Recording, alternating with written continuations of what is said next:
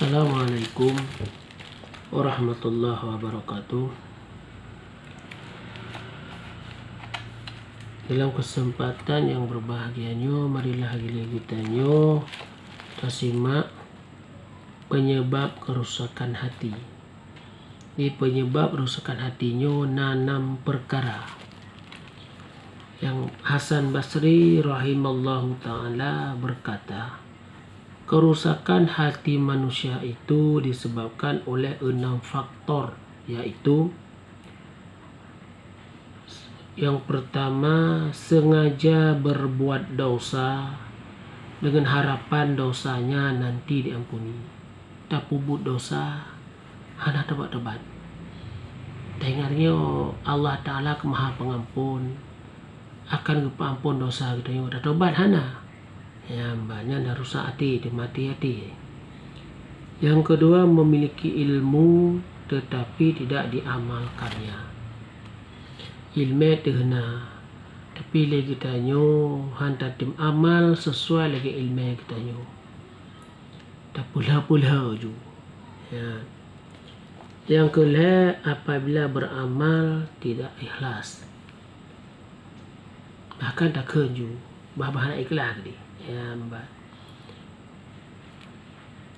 yang keempat, memakan rezeki Allah tetapi ia tidak pernah bersyukur kepada Allah.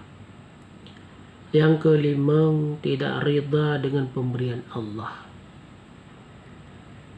Yang keenam, sering mengubur orang mati namun tidak mau mengambil pelajaran dari kematian tersebut. Bak meninggal sabi taja, tapi tajak baru meninggal hana cocok sabah iktibar bagi kita nyo, hana cocok sabah pelajaran bagi kita nyo. Yang adalah termasuk rusak hati kita nyo, bahkan menjadi mati hati itu.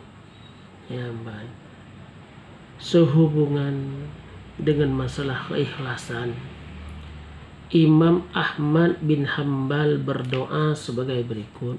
Imam Hanbal berdoa, ya dalilul khayra dullani ala tariqis sadiqi waj'alni min ibadika mukhlisin.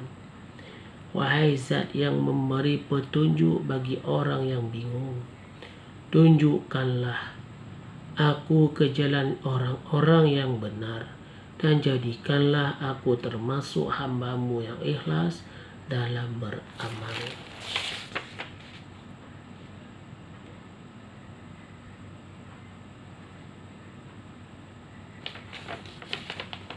Wallahu a'lam bishawab.